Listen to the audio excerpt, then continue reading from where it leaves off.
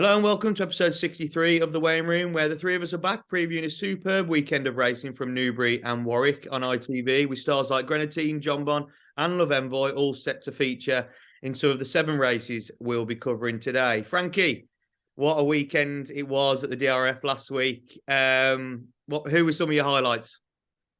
Yeah, top class, wasn't it? It's a weekend I've been saying to everybody is my favourite of the Irish meetings. And I didn't know if that was just a bit of kind of first time bias because it was the first one I did and I had a great time last year. But I definitely would say the same after this year's. It is, for me, the best in the calendar. It's top class. So yeah, really enjoyed myself. Racing wise, Mighty Potter, I think that's your Turner's winner. I really do. I think that's as, we've talked about kind of Cheltenham Naps, Doubt of Work being in there for the cross country. That's up there. Same sort of level for me. So impressive. And there seems to be nothing else at that trip to challenge him. And then probably the other talking point, which has been a lot of people have sat on the fence, Galloping the Champs. Some have said he's not impressive. Some bookies have pushed him out. I thought he did his job and did it very well. And when he was asked, for me, after 3 miles, quickened up easy enough and went and won his race. So I've been saying for months, Galloping's short enough for a Gold Cup, having not seen him, but now we've seen him race and he's been pushed out a bit. I was actually impressed with his performance. I thought he did his job well. Yeah, I agree. I think Mighty Potter and Galloping the Champs were both impressive. I don't understand what Galloping wants to do more. He came away from the last show. He goes 3 miles now. I think he can go further. But Paul, there was obviously some other nice performances across the weekend, but there was also poor performances with like the likes of Facile Vega, Blue Lord. What were your talking points taken away from the racing? Yeah, I was quite surprised that Willie Mullins had come out publicly and criticised Paul Townend, but such is life. I suppose they'll go on. I suppose it maybe a worrying point from Paul is that, from Paul's point of view, is that Danny Mullins has had such a fantastic festival. He couldn't make a wrong turn. Every decision he made was the right one. So that might be interesting going forward, but time will tell. I'm sure Paul will bounce back. But from a jockey perspective, Danny Mullins, as mentioned, he had a fantastic couple of days. Elsewhere, over the 2 days, El Fabiolo, I was delighted to see him win, delighted for Daryl Jacob as well. He works incredibly hard, and the longevity of his career, he stood the test of time, so hats off to Daryl. Mighty Potter, as we mentioned, Talk Galloping the Champs, couldn't do any more race behind the bridle, which has given him every chance of seeing out the 3 miles. State Man was very impressive, and of course, A Dream to Share I thought was pretty incredible in the bumper on the opening day. Cracking story, and what a fairy tale that would be if A Dream to Share can go on and win at the festival. Yeah, it was just a cracking 2 days, wasn't it? And like Frankie said, it could be up there with me. Not just my favourite Irish, it could just be my favourite meeting of the whole calendar. Yes, we look forward to the festival, but the DRF, it's very good. It's just the atmosphere for me, that everyone's there for the same thing. And you get to see some of the greatest horses for a price that, when you compare to the Cheltenham Festival, it is peanuts, really, isn't it? So, yeah, cracking 2 days. But now we're on to Newbury and Warwick. Slightly different, but we'll still try and find as many winners as possible. And we're going to start this week's pod by discussing the 1:30 Virgin Bet Warwick Castle Handicap Chase over 2 mile 4 from Warwick. And Frankie, although there's only 5 in here, I think it can be competitive at the weights, because you've got one at the top of the market in Stolen Silver at 6 to 4, but in behind you, you've got horses that could be on lowly handicap marks, couldn't they? They could, yeah. But I do think, as ratings suggest, they've got a lot to make up with the favourite here. Galahad Quest off of 128 is probably the most dangerous, getting nearly 2 stone from Stolen Silver. The thing that makes me stick with the favourite is the fact that not only has this horse been racing in top handicaps, he's also been racing in those handicaps at the top of the weights. It's not like he's been in some class ones, midway down the weights or at the bottom of the weights with a chance off a low weight. He's been racing in those, New Year's Day Paddy Power handicap, carrying 11.9 and still performing well. So 12 stone on his back, I don't think will be an issue. I think the other horses have just got too much class to make up with him.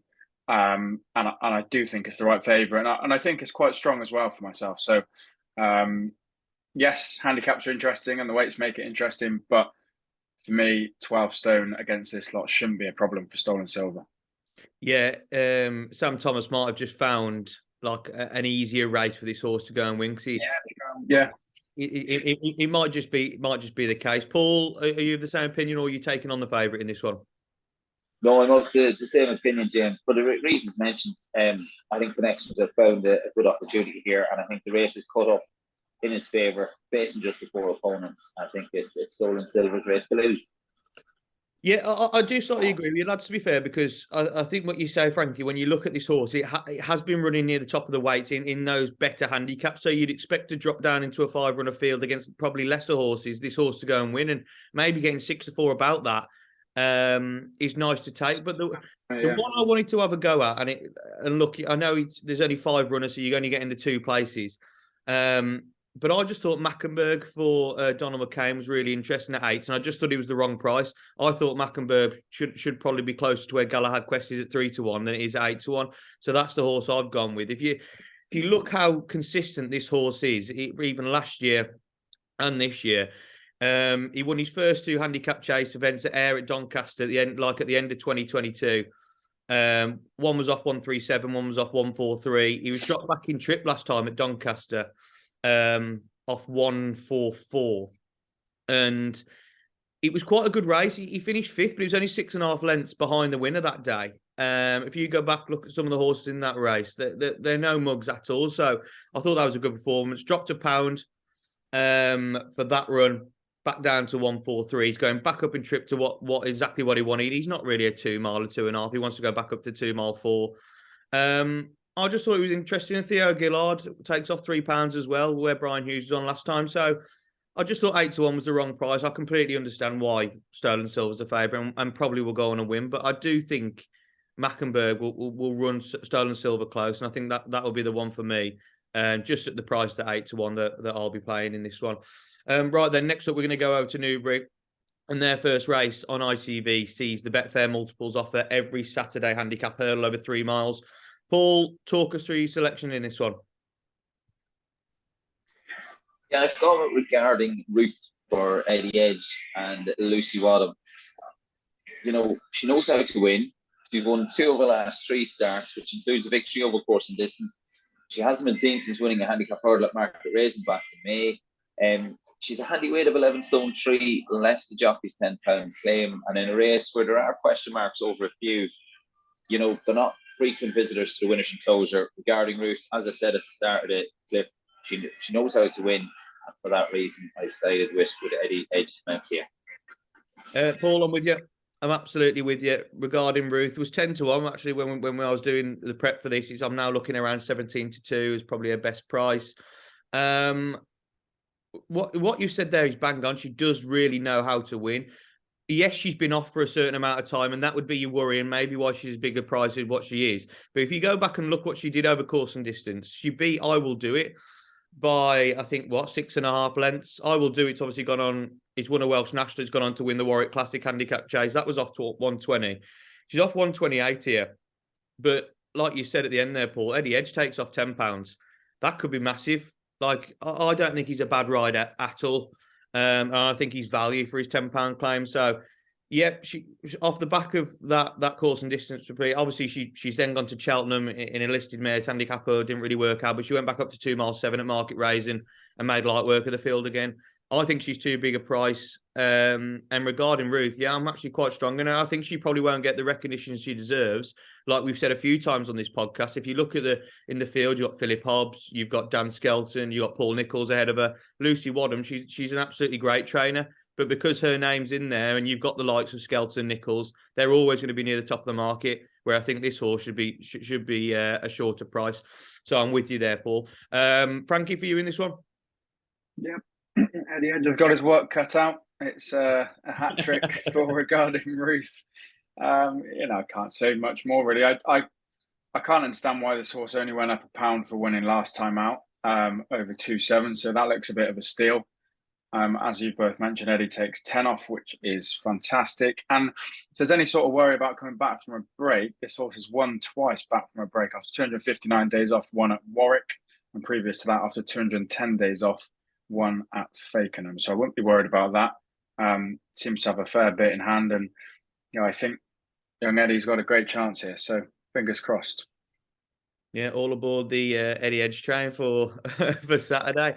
We're going to go back over to Warwick for one of their better races on the afternoon, and it sees the listed mares hurdle over 2 mile 5, and it sees the return, Frankie, of Love Envoy before she goes on to the mares hurdle at the Cheltenham Festival.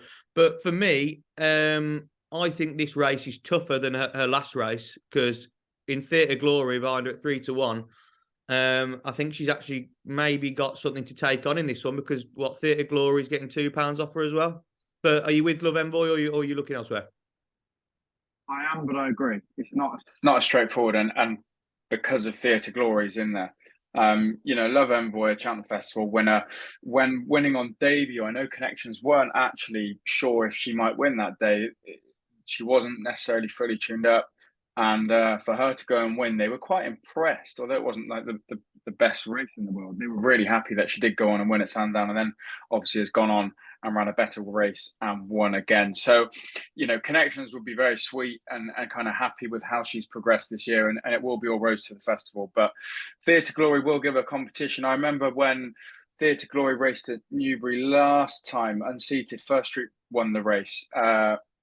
Nicky was quite keen to say that he wouldn't split Theatre Glory and First Street too much, and he did say that she's quite a nice horse, Theatre Glory. She then came third at Kempton to Grey Dawning, giving away a stone, and we know Grey Dawning went on and won that Leamington at Warwick. So a good bit of form behind Theatre Glory, a vote of confidence from Nicky as well. Last time, one being unlucky to unseat. I do think she's a good horse. She will give Love Envoy a challenge, but it would be hard to get past her. So that'd be the 1-2 for me, really, in that order. Yeah, I completely agree. I think if you look behind, Sky Ace is probably Shark Allen's. It's a bit of a token just to see where she is. She hasn't been the same horse since she won that Grade 1. Malakan Arthur, Ian Williams, one of them where you don't know how she's going to turn up. And I almost think this horse wants to have a few runs on the flat like he does with his other horses. Molly's Ollie's Wishes, I don't think it's the same horse. She hasn't been so this season. And Indefatigable, I know what she's done throughout her career, but she's 10 now, so she's going to have to come back. He's out the top 2 in the market. I know Love Envoy's short at 4-7, but she's short for a reason. I know you've spoken to connections before, Frankie, but they think they've got the best mare in the UK on Ireland, and they really do believe that. And she has shown on multiple occasions that she can throw it down in Grade 1 company. So if Theatre Glory is as good as the Henderson Yards say, she is going to get a race giving that £2 away, but I just think she'll be far too good for it anyway. And I know she's short at 4-7, but what she's done in the career and what she's done this season, I think she's improved again, like winning in a handicap of 139 against the boys. I know she absolutely bolted up last time, and she had to really, she was getting weight off Martello Sky, but it's the way she's done it every time. You're expecting her to go and show you again, let's see what this horse is about. And she does it, and she always performs. The only time she's really, wouldn't even say let down, was the back end of last season where she lost to Brandy Love. But Brandy Love had a way less campaign than what she had. I think she's a brilliant horse to own. She's short for a reason. She's a course and distance winner. I don't think there's really any chinks in her armour, but I like you. I think it'll be the 1-2 in that race. And yeah, Theatre Glory was nice, obviously giving that much weight away to Grey Dawning. But if you look at the Leamington's form hasn't worked out at all. So Love Envoy for me. Paul, are you making it a hat-trick again? Yeah, there's absolutely no reason to oppose Love Envoy. She just when you mentioned her disappointment last season, towards the back end of the season, she can be quite hard on herself. She doesn't do it the easy way. And even last time out, I thought she was in front long enough. There was nothing Johnny Burke could do. Like he had the handbrake on, trying to keep her, trying to get a lead for as long as possible. He's ended up in front probably sooner than he would have liked. So you could probably upgrade that performance even again. She's a cracking mare, and Love Envoy, as the price reflects, is the one they all have to beat. She'll win. Indefatigable, I'm going to take the follower home, and she's cracking mare for connections. She does need to bounce back. She was very disappointing on her last 2 starts, failing to beat one rival home on both occasions. But on her best form, she could be worth a little poke for the forecast. She's around about 16-1, so Indefatigable to follow Love Envoy. Yeah, you do love that horse, and you do always give it a mention when it's running. So yeah, you had to put it up. Right then, one of the contests of the afternoon comes from Newbury, and it's the Grade 2 Betfair Denman Chase over 2 miles, 7.5 furlongs. Hitman's at the top of the market here for Paul Nicholls, around the 7-4 mark. But for me, Hitman isn't the most solid horse in the world, especially this trip. So I could see why people would want to take it on. And Paul, we'll start with you on this one. Hitman, I think Hitman's short at the top of the market. What do you think? Yeah, I think 7-4, not for me. I'd be looking elsewhere. He might take a walk on the day. If he does, it could be worth a play maybe on the day. But as things stand, I am with Does he know? Question marks over a lot of these, but I'm going to side with Does he know? If he can have a trouble-free run, I think he should go close on the back of his last time out success at Cheltenham. He's obviously been quite fragile to train with just 7 starts over fences, and he's only had 15 starts in total under rules. That win at Cheltenham last time out, as mentioned, that was over 3 miles and 3.5 furlongs. I think we're over a trip just shy of 3 miles here, but round a gallop track like Newbury, I don't think that'd be an inconvenience. And I think with a clear round, Does he know should be thereabouts. Yeah, Does he know 7-1 in the market? And I think you're absolutely bang on here, Paul, that I would like to take on Hitman as well. But you look through the field and what you take it on with, that's maybe where you get to. Frankie, I think you're in the same boat, aren't you? But who are you taking Hitman on with?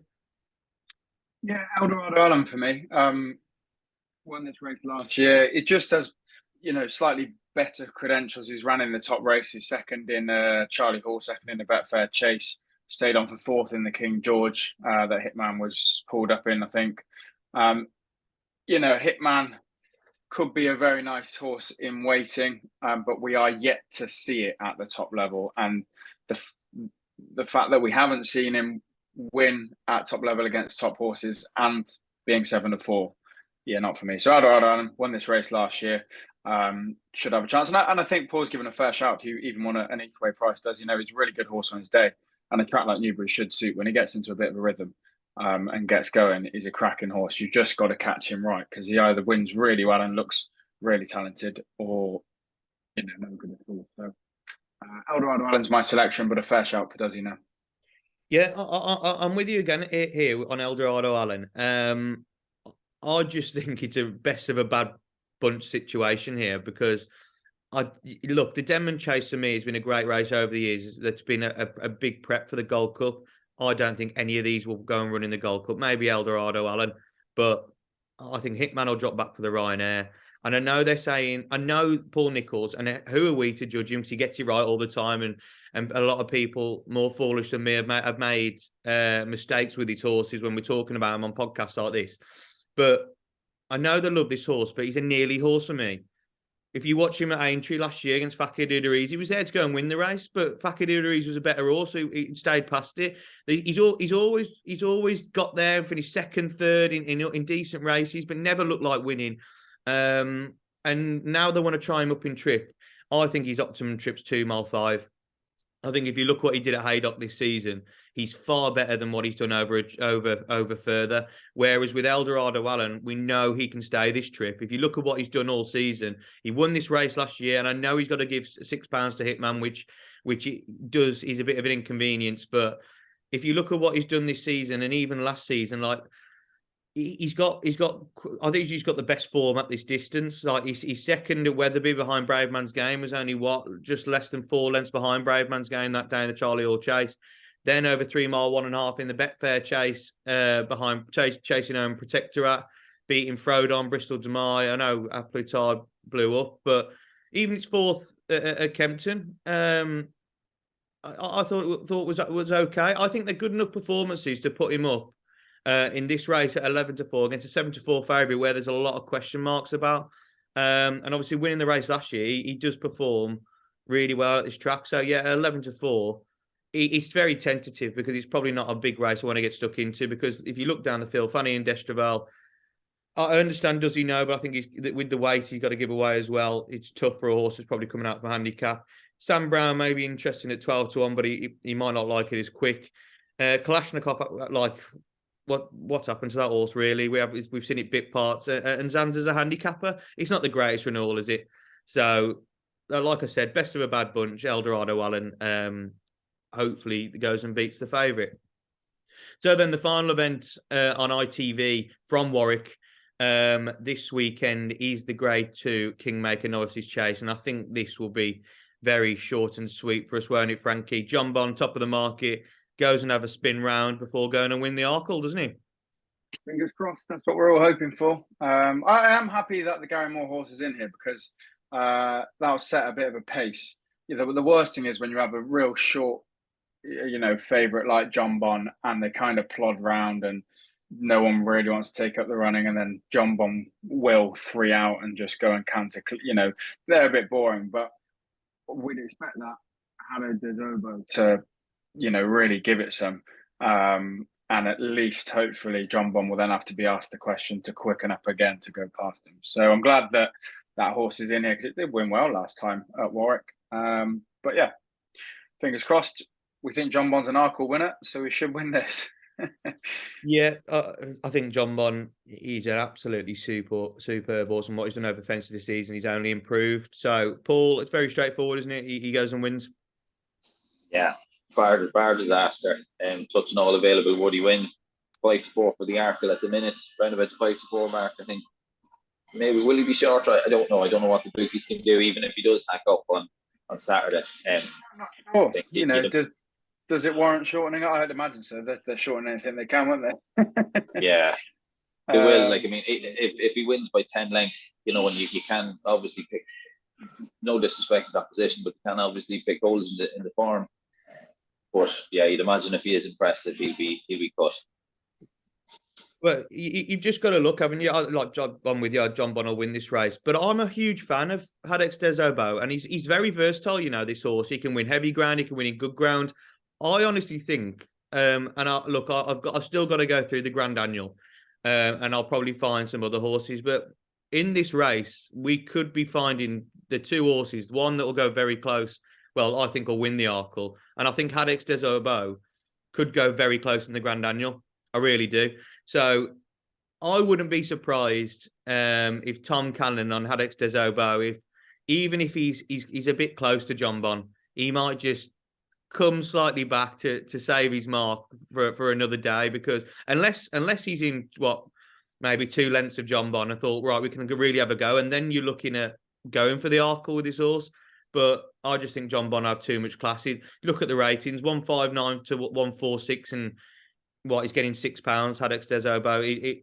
John Bon he's 1 to 4 for a reason. He should be a spin round. I just want to see another performance where his jumping's clean, in between his fences, he shows that electric cruising speed, and I don't think he'll have to come off the bridle to win, but I would like to see him go away. What we saw from El Fabiolo last weekend was a huge marker for the Arkle. And John Bon hasn't taken on any horses like that this season or had a race like that, which is either going to play 2 strengths when he gets to Cheltenham, or El Fabiolo's either done it and is going to do it again. So I think it's fascinating. We've got to see him win, but I do think he'll probably shorten again if going on to win. So yeah, John Bon for all of us. I think it's very self-explanatory. Right, another top class event from Newbury this weekend is the Grade 2 Game Spirit Chase. It's in some nice winners in the past, and is usually used as a prep for some of the British horses for the Champion Chase at the Cheltenham Festival. Paul, we've got another short price runner in here with Grenadine. Can you oppose Grenadine, or do you think he just goes and wins as well for the shorties on the day? I think he just goes and wins, doesn't he? And his rating tells you that. He's rated 170. The next highest rating is 155. There was no match for Edwardstone in the Tingle Creek at Sandown when last seen. This is an easier assignment here, and it's price flex. He should pass this with flying colours. I fancy Elixir de Nuts maybe for the forecast. He was a good winner. He was second at Doncaster 2 starts back, and he was an easy winner at Wincanton last time out. He might be just a forecast play, Elixir de Nuts, but yeah, the price of flex for Grenadine should lead them home here.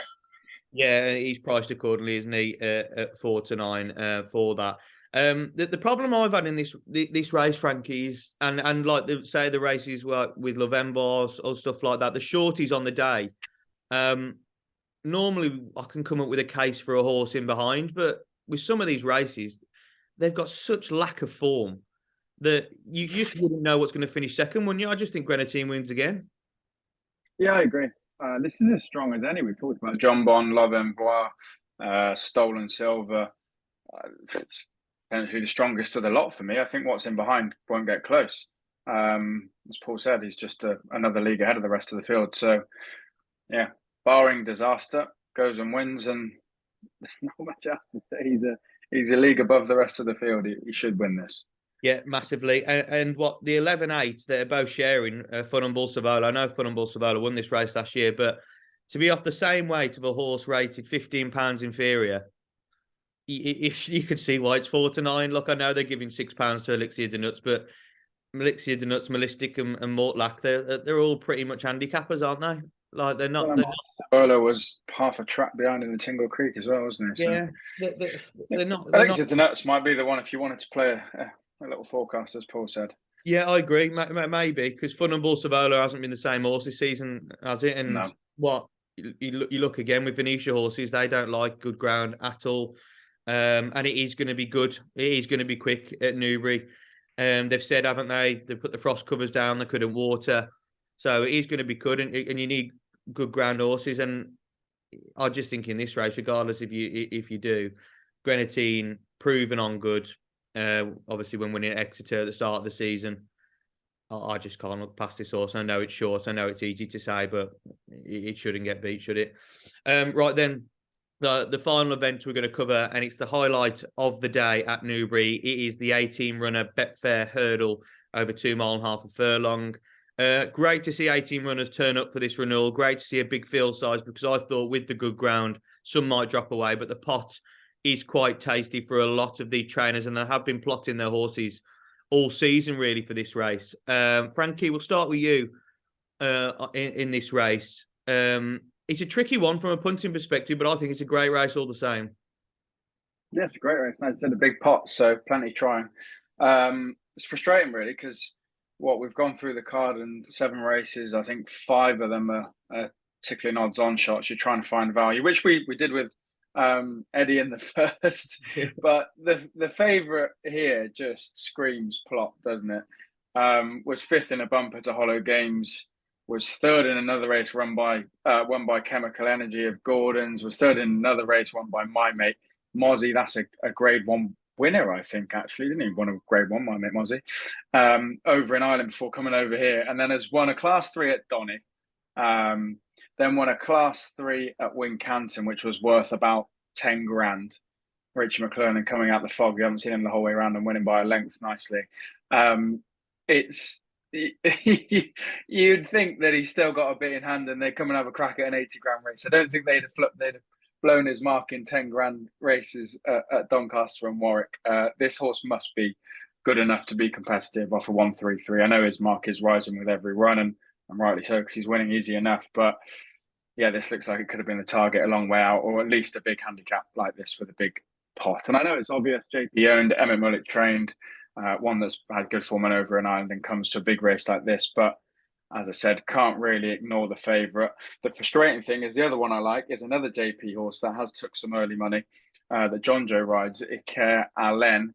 Another horse with some good form over in Ireland, finished behind Vauban in the Triumph, and then went over and was beaten twice in Ireland when favourite, one of those times odds on. So whether it wasn't the horse they thought it was, it definitely wasn't. Didn't jump as well as it could have done. I thought in some of its races where it was beat, has some improvement to do it. And again, it's just one that seems in the right kind of profile to win a race like this off the mark it's got with what it's shown previously. So there's 2 there, decent bit of form in the past, handy weights. They carry then will be top of the weights, but one of them for me has got to go close, and the other will probably go to Cheltenham. Yeah, I think you make 2 great shows, and you're not really going to be far off with a JP horse in a race like this. I think with the thing with me with Farley Bay is this horse was bought from Paul Byrne to go to JP McManus in January. So it's like they've watched its race. Always got a lovely handicap mark. Emmett Mullins speaking to JP. Look, we've got a horse here for the Betfair Hurdle. Do you want to buy it? it absolutely stinks of a plot job, and that's why it's near the top of the. Well, it's the top of the market at 72. So you could just go and see this horse winning. I understand your case for a KRLM. You got a Willie Mullins horse coming over. You might have thought this horse would have been saved for a handicap at Cheltenham, but they've come here instead, and if it wins, it'll blow its mark. So, yeah, two good cases there, and they've both got two Irish trained, JP owned, yeah, in the big British handicap. Yeah, no marks for originality from me. No, but if it's not broke, don't fix it. So I completely understand what you're saying. Paul, for you in this one, who are you going with? Well, I've gone elsewhere. I've gone for 7-2 in an 18-runner handicap. Whether it's wise or not, I've looked elsewhere. Favourite is Dangerous, highly baked, but I think 7-2. You probably might just take a walk on the day, but we'll see. I've gone with Restitution as an each-way shout. I think Restitution was a good winner at Doncaster when last seen. He's very consistent. He's had 13 starts on the rules. He's won 4. He's finished second on 3 occasions, and he's also been third 3 times. He will need to take a step forward here, but he's got a cracking attitude. He's got a handy weight of 10 stone 7. Less jockey Alexander Thorne's £5 claim, and incidentally, Alexander was on him last time out for that victory. So at around 33-1, I think Restitution is a good each way shout. For the win, I've gone with the Paul Nicholls trainer band, who's won 2 of his last 3 starts. He was no match for Rare Edition in the novice order at Kempton last time out. Prior to that, he was twice the winner at Taunton. He can't race a little bit free, yeah, but I think if he settles, which he should, there'll be plenty of pace on here. So taking that into account, I think he'll be tough to beat. And he's got 10 stone 6, which I think will be light enough for Harry Cobden to do. So all things considered, Roban for the win and Restitution for each way shout. Yeah, two good shouts. The Restitution's out there near the bottom at 40-1, and like you said, an each way playing this race is not the worst shout because there's 6 places on offer here. And I've followed a very, very similar angle. I was going for 2 horses from an each way perspective with the 6 places on offer. So the first, I've also gone with Paul Nicholls, but a different Paul Nicholls also. I've gone with Hackerdes places with Angus Chalida taking off 5 like he did last time. But I've also, like, that horse is around 9-1. It's took a little drift in the market. And my other ones took a little drift in the market, which I don't mind because I want the bigger price on this. I know you want to see it get back in, but I want the bigger price on this. So I'll talk about Hackerdes places first. So because it's a shorter price. So around 9-1, this horse, if you look what it's done this season, it went to Ascot in a quite a competitive handicap. And was second to Highway 102, who runs in this race, who I'll talk about a bit later. But that was beat by 7.5 lengths.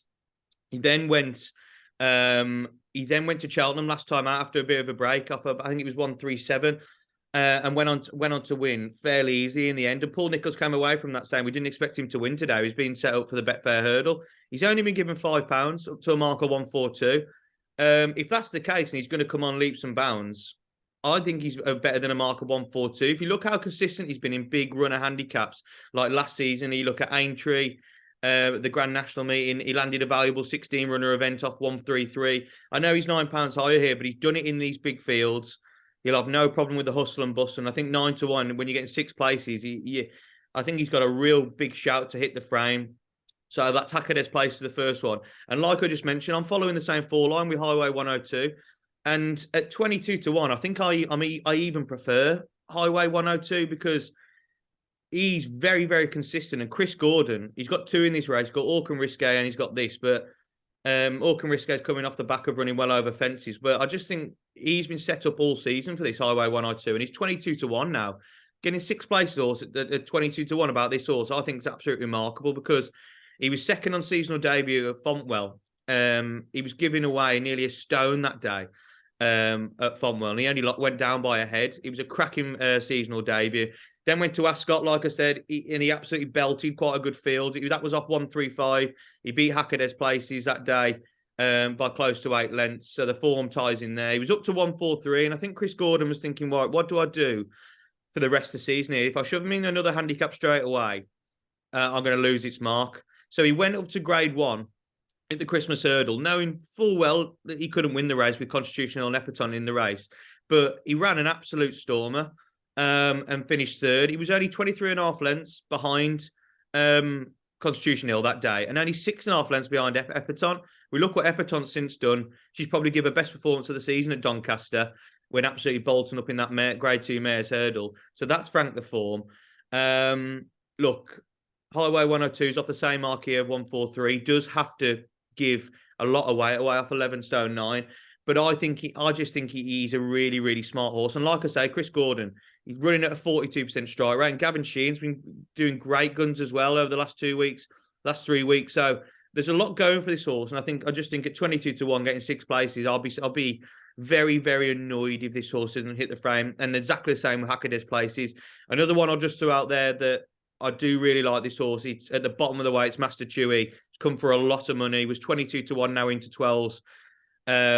This horse off 124 could be an absolute steal, but he's got to be ridden so cold by Sam Twiston-Davies because he finds absolutely nothing when he gets to the front. Travels like a dream. We've seen this season against Attica, and it was in a race at Ascot where it fell, jumping the last. It travels, it glides past horses, but when he gets there, it just doesn't want to win. And in a race like this, you could have something come in with like a similar to that's a low weight. That could have loads in hand. I do think Master Chew is a better horse than 124, and he's probably it's at a reasonable price now where it should be at 12-1. That's why I haven't put it up. But 22s I probably would have. But yeah, I'll just give a little shout for that as well. But my main two, Highway 102 at 22s and Hackade's places at 9s. Right then, gents, that's all this week's races covered for the podcast. Now it is just nap time, and obviously Frankie, me and you last week went in with Mighty Potter, celebrating together on course. Paul, your horse ran an absolute stormer, Banbridge, into second. He's probably just running at the wrong trip because that'll go to the Turners and give Mighty Potter a race. So, Paul, we'll start with you this week. Who's your nap? And I hope there's something from Dundalk as well. There is, James. I think I'm going to go with a nap from Dundalk.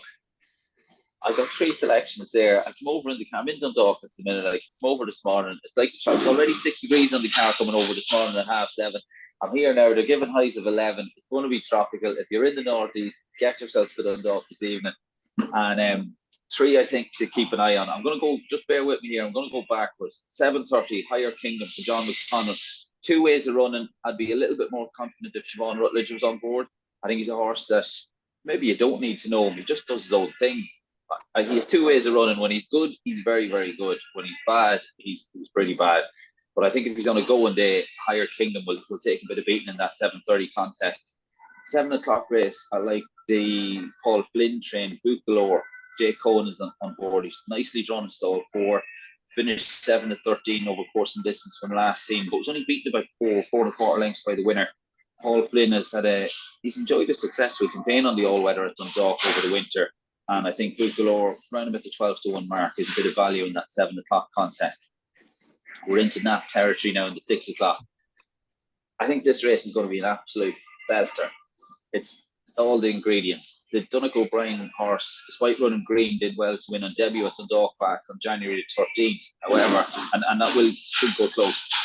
But Stormy Entry was a good winner last time out. I was pretty sweet on Cool, Calm and Collected, who'd won his previous 2 runs. But when I got to Dundalk, tipped him up on the podcast, got to Dundalk, and all the talk, all the whispers around the racecourse was about Stormy Entry. He was acting a giddy goat, I think, to say the least, on his racecourse debut. Still managed to finish second, but he was a good winner last time out. He can be quite highly strung now. He had 2 handlers who done an absolute fantastic job in the prelims beforehand, and this gives you the advantage of seeing the runners in the paddock. You can see he's very alert, and he's looking at everything. Here's Brickton, he's ready for action. But the 2 guys that were leading him up, they were nice and quiet, they knew the horse inside out, and they just did well to keep a lid on him. Jamie Heffernan is on board. I think that's another plus. Like I said, got the better of it, twice the winner in Cool, Calm and Collected last time out. There's surely more to come from Stormy Entry, and I think, as I said, the Donegal O'Brien horse is the one he'll have to beat, but I think it'll take a fair performance to beat Stormy Entry in that 6 o'clock. He's a nap. Yeah, Paul, top stuff. You can't say we're not versatile with the racing at Dundalk. So yeah, cracking shouts there for 3. And that's on. Well, we're recording Friday morning, aren't we? So that's on this evening. Frankie, I hope you're probably going to go a bit more closer to home with your nap. Who are you going for this weekend? Oh well, yeah. I mean, like I said, there's a couple we could have a stab at each way, but rather than doing that, I'm gonna play the double: Stolen, Silver, and Grenadine. They're both short, but I can't see either of those favourites beat. And if you stick them together, what does it pay? About 5-2, maybe something like that. 6-4, 4-9. I'm not sure what you get, but I can't see either of them beat anyway. So yeah, I think that they both got great chances. Definitely. I'm just trying to find the price for you actually on the double. I can't find that. I've got too many. Clicked too many horses. But yeah, what 6-4 and 4-9. Yeah, you're getting probably about 5-2, aren't you? So that would be a nice double if that lands. I'm going to go for one at a bigger price here. We've all gone for it, so I think it's regarding Ruth. I'm going to go with this week 17-2. We all made a big case. Like I said, Eddie Edge. We're all on the Eddie Edge train this weekend, and I'm even more so because I hope the nap goes in. I just think with the £10 coming off, like you said, winning after a break, having form at Newbury. There's just so many things going in her favour, and off what I think is a lowly weight, only going up £1 last time. She's got a cracking chance. So 17-2 nap for me this week. Hopefully trying to make it 2 out of 2. Right then, that's it for the podcast this week then, lads. Thanks as always, Frankie, Paul, for your selections this week. Another good weekend. Maybe not the same as last weekend, but we'll try and find as many winners for you. Please be sure to like this video, comment your selections or nap below for the weekend. And make sure you subscribe to the Winners Enclosure channel, where there's only going to be more content coming where we get we're only less than 5 weeks away from the Cheltenham Festival. All the best wherever you are back in, and thanks for watching, everyone.